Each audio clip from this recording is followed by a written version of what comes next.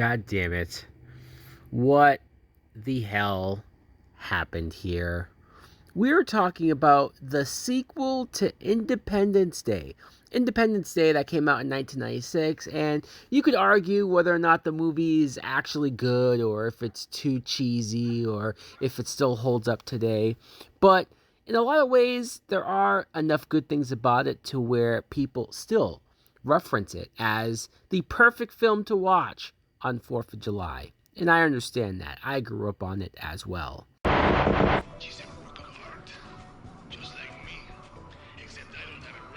I change the music?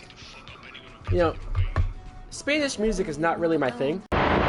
The idea of making a sequel, they have been trying to develop a sequel for Independence Day since 2001. It only kind of got reworked or retooled as an idea after 9/11, and so they decided, well, let's just sort of hold back on this. By 2009, they were still developing. And when I say they, I'm talking about Roland Emmerich, who was the director of the original film. And you could argue that the original Independence Day is Roland Emmerich's best movie because when you go through his filmography, what the fuck? 2012, Godzilla from 98, White House Down, and even more recently, Moonfall. God damn, was that rough in so many ways. And so when you see that it's taken this long to come up with an idea, Roland Emmerich tried to say that he had several ideas for multiple sequels, maybe a trilogy. And it blows my mind that we ended up getting the one that we had. Of course, Will Smith was obviously in talks to return and star as the lead role. They were not willing to pay his asking price. If he was going to do a trilogy, he wanted $50 million up front. And that sounds like a lot. In any other circumstance, I'd be like, wow, what an a-hole, what a prima donna, what a guy who just is trying to milk a large, rich payment out of a studio. But honestly, I don't blame him. Whether he saw the script, an early script, whether he heard the pitch for the movie and knew this would be shit, he probably thought, if I'm going to do this, I got to get paid massive and upfront. So I don't blame him. I don't blame him one bit. Of course, they weren't willing to pay that. And Will Smith later claimed that, oh, well, it was because I was doing Suicide Squad.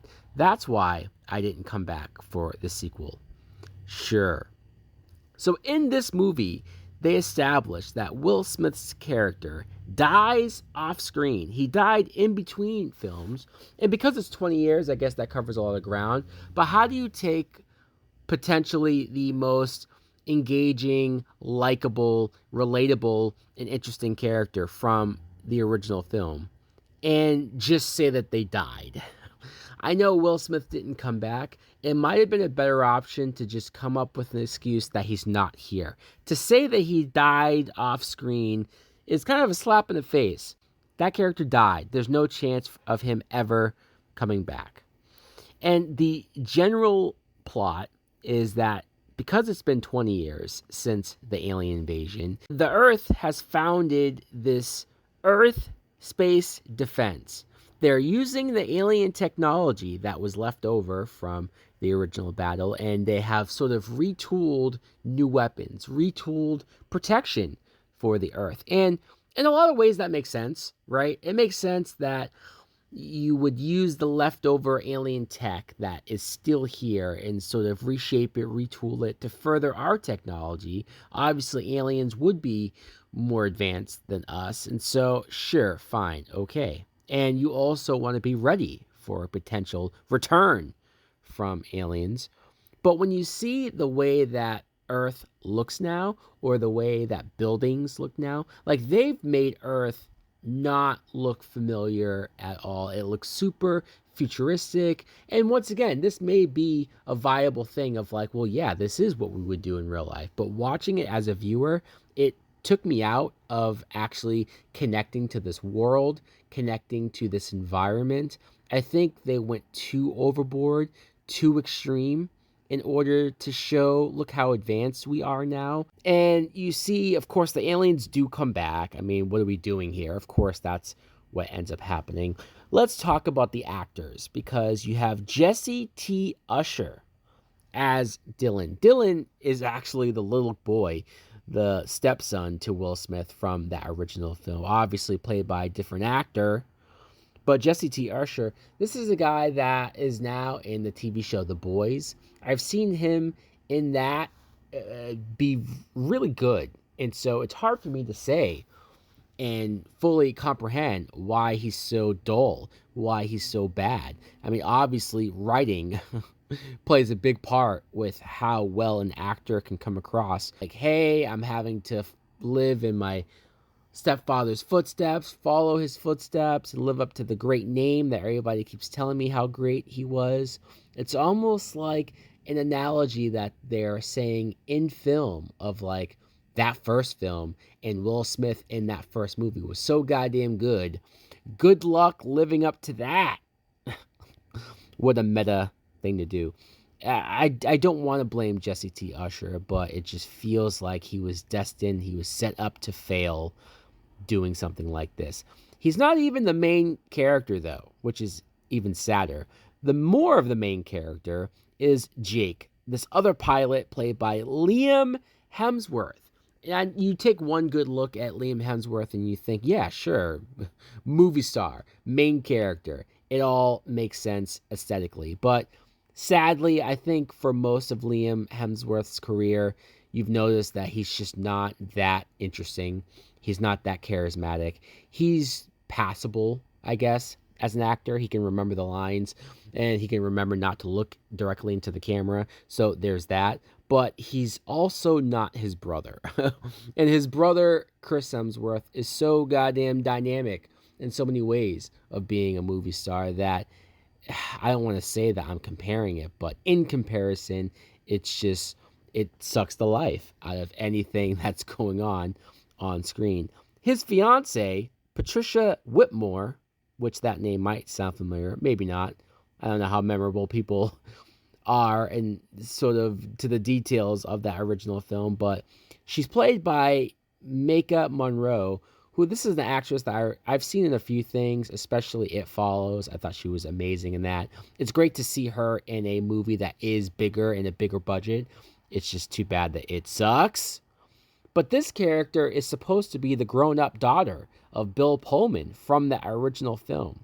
And what shocks me about that is that in the original Independence Day, this character, the daughter, was actually played by Mae Whitman, who is an actress, still an actress to this day. She's been on a bunch of stuff. So I don't know like why they didn't just bring her back. I don't know. It's kind of odd. It's sort of something that I can't not think of every time this character pops up on screen. I just keep thinking, where's Mae Whitman? Bill Pullman, who is the father, he was the president of the original film. And obviously, when we think of Bill Pullman, we either think of Casper, because that's the first thing I think of, or you think of Independence Day and him having that amazing speech. Probably something that if we had a president today, God, that gave a speech like that, I would follow him to the depths of hell. Seriously, I would do whatever the fuck he asked. Of course, in this movie, he has PTSD from everything that went on, everything that he experienced firsthand. And also, they do this weird thing with him where he's physically, psychically linked to the aliens. And I don't really care for this. I mean, I don't mind the PTSD. I don't mind the more relatable aspects of a person, especially him being the president at that time, to find out that this is fucked with him mentally, sure. But all the other stuff is goofy. All of the whole visions and psychic stuff that he has, I don't care for any of that. And it's just, it feels like a big waste. A lot of the actors that were in the original movie, to see what they're doing in this sequel 20 years later feels like a big waste. Feels like they don't know what in the blue hell to do with a lot of these actors. Let's take Jeff Goldblum, for example, who, of course, in the 90s and even the 80s, Jeff Goldblum was the shit. Anytime he was on screen or in the credits, you knew you were going to get something special, especially performance wise. And here, I'm not saying he's bad. It's like he's serviceable, he's passable, he's playing the role as well as you can, the way that it's written, but he's older now, so he's also not going to bring as much energy and as much that you're looking for in a film like this, at least that you want to have in a movie like this. I kind of appreciate his dynamic with his father in the film, Judd Hirsch. I mean, I can't say I was expecting to get an 80-year-old actor to be this much involved with the action and the plot, but sure, why not? It gives me similar vibes to when he was the main character in Jurassic Park 2, The Lost World, where the original Jurassic Park, he was the most memorable, the most quotable, the most likable of the cast for sure. And then in the second movie, because he's now the main character, he loses a lot of those characteristics that made us fall in love with him in the first place. I get a similar vibe here, but this time it probably has more to do with the fact that he's older and he doesn't have Will Smith to bounce off of. Brett Spiner, who they bring back, he kind of has one of the more memorable scenes from the first movie where he's one of the scientists who is experimenting, trying to on the aliens, and then the alien wakes up and takes control of his body, right? Grabs him, speaks through his own mouth, and I would have bet money that this character died in that scene from the original film. I don't know how they brought him back. I mean, they say that he was just in a coma for 20 years and he wakes up and he's just a part of the gang. And I get that they probably just said, what the fuck? Will Smith won't come back, so let's try to bring back as much of the original cast or memorable faces as we can. So they brought him back and they came up with a convoluted reason of how the hell he survived that. I still call bullshit. I still don't think it was really worth it, especially when he's just here to be a goofball. And he's here twice as much as he was in the original movie. It's like, this isn't even a character that I'm all that attached to.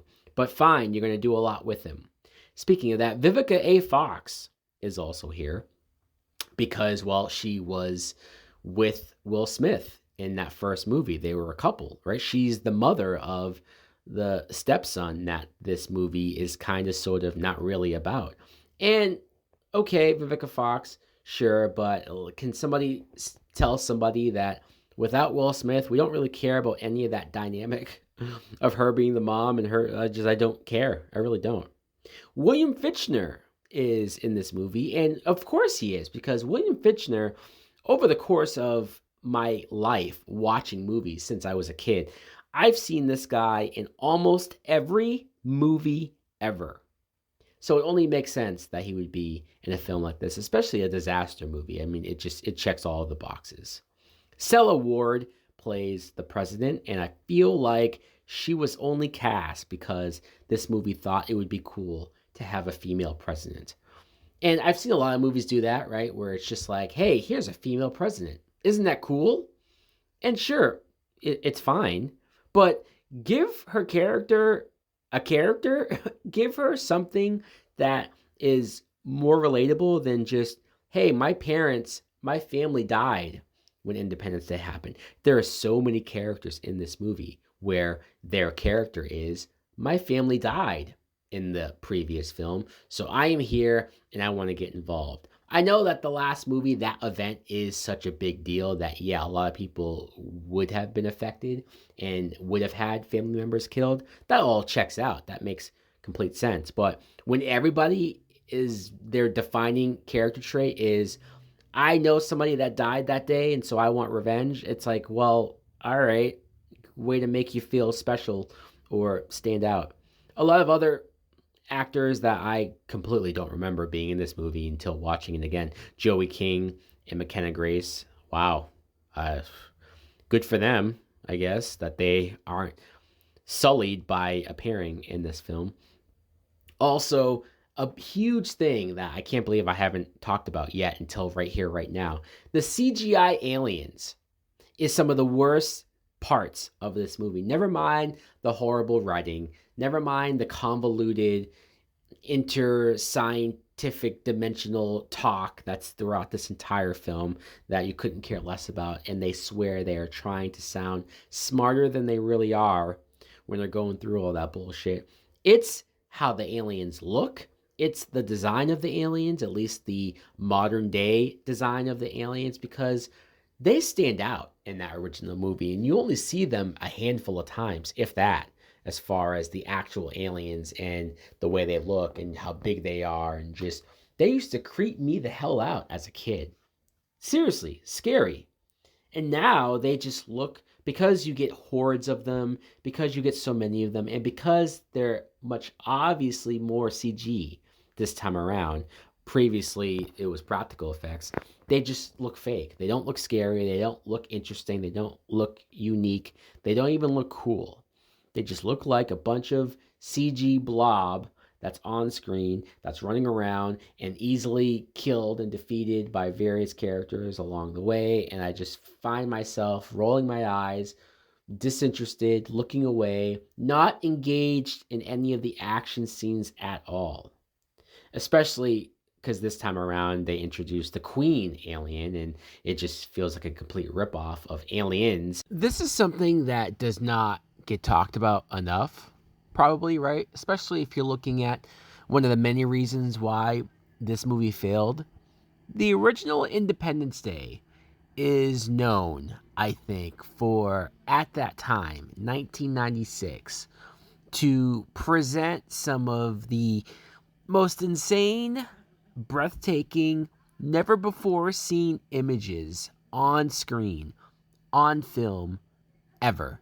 Up until that point, we had never seen big, world destructive type images like the White House blowing up, or a sea of fire overtaking a street full of people, killing millions of people in one film. That was not something that was commonplace. That was not something that you can just go to any movie any given week of the year and see. This was new. This was special. This was different. And so to jump ahead 20 years, when we've had so many movies not only do similar things, but pretty much do the same thing over and over again. We've seen the alien invasion movies. We've seen cities and countries being blown up and being taken over. That by the time you get to Independence Day Resurgence, it feels commonplace. They did not push this forward. They just continued the trend. Like, oh my God, what is going on here? How did this happen? Who approved this shit? This is brutal. This movie is brutal. This movie sucks. This movie is one of the worst sequels I had ever seen, especially when it's a sequel that's 20 plus years later. It was not worth it. I remember they were trying to make a big deal over, we're going to do another one, and they're going to be shot back to back. And the cliffhanger of this film especially is like, well, we defeated the aliens this time, but you know what? Instead of waiting around, we're going to go to their home planet. And I fully remember being in the theater and going, no, no, God, no. I'm not interested. I don't want this. And thank Christ that somebody at that studio listened to me and realized this shit ain't worth it. I'm so glad this bombed. I know that sounds mean because I'm also maybe sounding like I'm taking glee in the fact that a lot of people's hard work went unnoticed or uncredited. But I'm sorry, when you put out bullshit like this, and this probably pertains more so to the writers and director Roland Emmerich, I've shitted on so many of your movies by this point that you're beginning to be on my shit list of worst directors of all time. And believe me, I have a long list of my least favorite directors because I know when I see their name, I'm just going to get a bunch of bullshit. And your name is firmly planted on that list right now. Fuck you, Roland Emmerich. Fuck you, Independence Day. Resurgence! What a great title for a film. I mean, this is oh yeah, cinema.